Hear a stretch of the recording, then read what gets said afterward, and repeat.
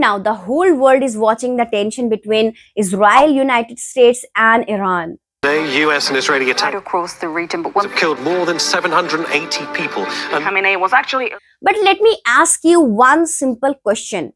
When reporter says, consulate in Dubai has reportedly been hit by a suspected Iranian drone. On to intentionally target US embassies. or so. in Tehran, since Saturday. do you actually understand what these words means? If not, this video is just for you guys. Hi everyone, I'm Shalima, your English coach. Welcome back to my another session of learning English. So before beginning, please subscribe to the channel and like this video. So these days, if you open any news channel, you will constantly hear about the tension between Israel, United States, and Iran. And yesterday, I was watching international news about the conflict between, Israel, US, and Iran. And suddenly the reporter said, Israel launched airstrike, Iran promised retaliation, and the situation may escalate. And I realized something very interesting. Millions of people are watching this news every day. Yet most English learners don't actually understand these words clearly. They hear the vocabulary, but the meaning is still confusing. They don't really understand their exact meaning. And because of that, when someone talks about international news in English, we feel completely lost. And because of that, international news English feels very, very difficult. So in today's video, guys, I'm going to break down real vocabulary used in current global news, especially from the conflict between US, Israel, and Iran. And I will explain every word with very simple meanings and practical examples so that you can understand the news and also speak about it confidently in English. And by the end of this video, whenever you watch international news, these words immediately make sense to you guys. So stay with me till the end because today you are going to learn some powerful news vocabulary that will instantly upgrade your English. So let's get started and let's see the word number one. The word number one is blockade. The pronunciation is also on my screen. It is called blockade. The meaning of this word is when a country blocks supplies, trade, or transportation to another country or area. There you have to use this word. For example, the Navy imposed a blockade to stop weapons from entering the region. Example number two, the city suffered food shortage because of the blockade. Now, word number two is ammunition. And this meaning is bullets, bombs, missiles, and other material used in weapons during war. For example, the army sent more ammunition to the soldiers. Number two, without ammunition, the soldiers cannot continue fighting. Word number three, coalition. Word number three is coalition. It means when different countries or groups join together for a common goal, often in war or politics. There you can use this word, coalition. The coalition forces launched a joint operation. Number four, surveillance. Surveillance. It means close monitoring of people or places, often using cameras, drone, or satellites. For example, the military increased surveillance along the border. Example number two, satellites are used for surveillance activities. Number five, evacuation. Evacuation. Yes, it means moving people from a dangerous place to a safer place. Yes, guys, moving people from a dangerous place to a safer place. For example, the government ordered the evacuation of civilians. Number two, thousands of residents were evacuated from the conflict zone. Number six, seize. Seize. It means when an army surrounds a city or a place and cuts off supplies to force surrender. For example, the city remained under siege for several weeks. Number two, food and medicine become scarce during the siege. Now here is a quick question for you guys. If people are moved from a dangerous place to a safer place, what do we call it? Is it blockade, B, evacuation, and C, coalition?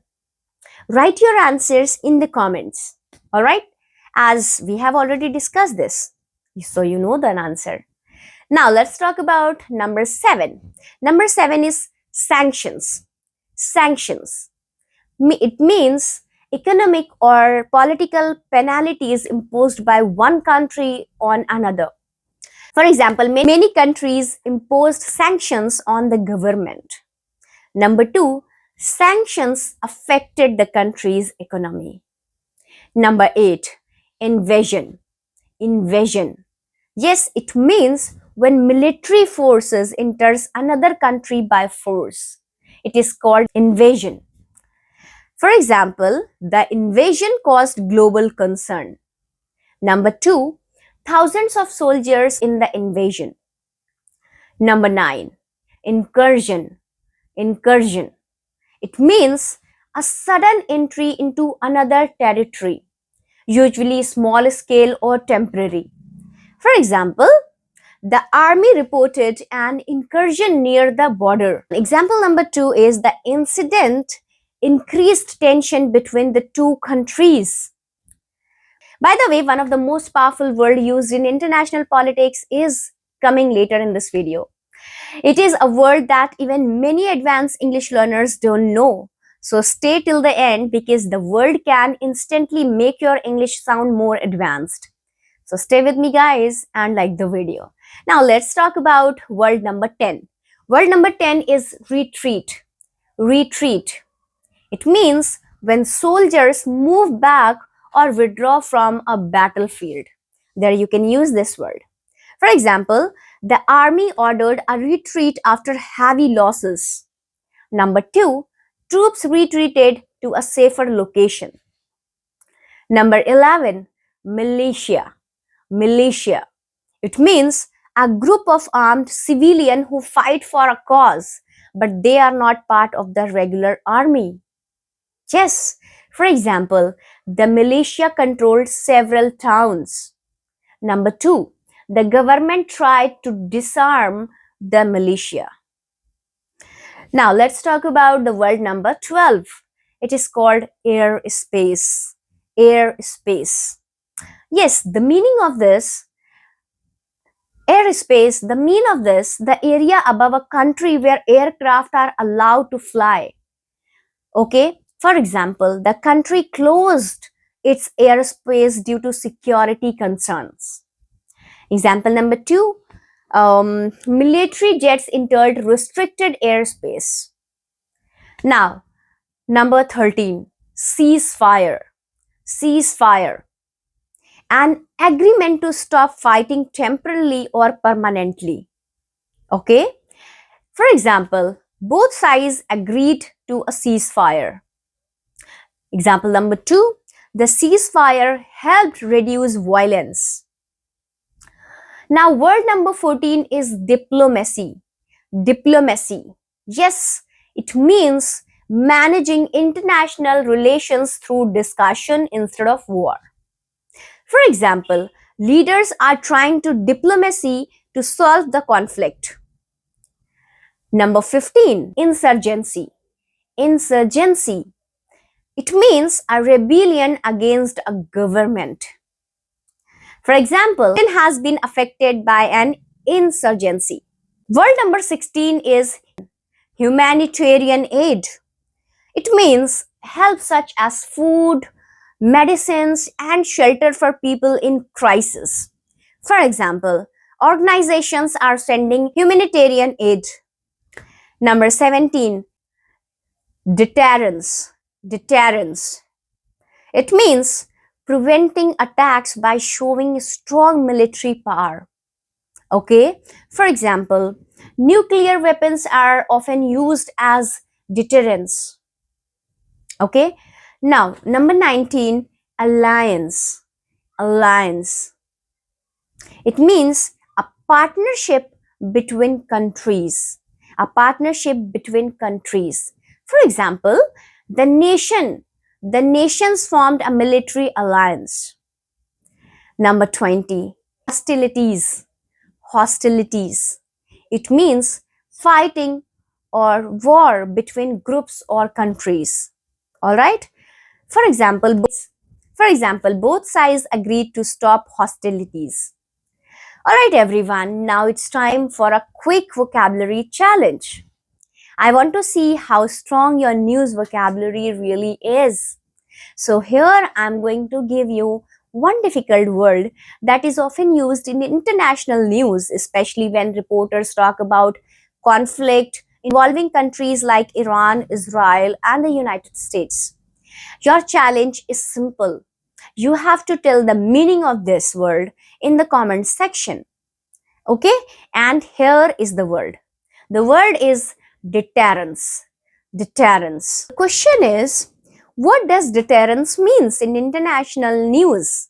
Does it mean starting a war or preventing an attack by showing a strong power or sending soldiers to another country?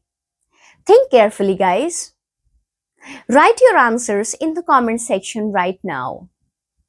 Don't search on Google.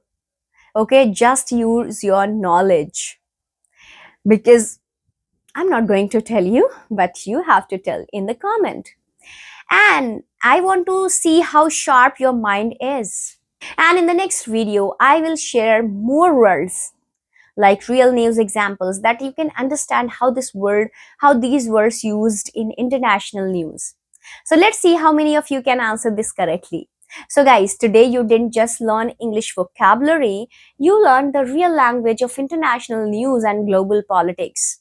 Now, when you watch news about conflicts between countries like US, Israel, and Iran, you will actually understand the vocabulary used by journalists and analysts.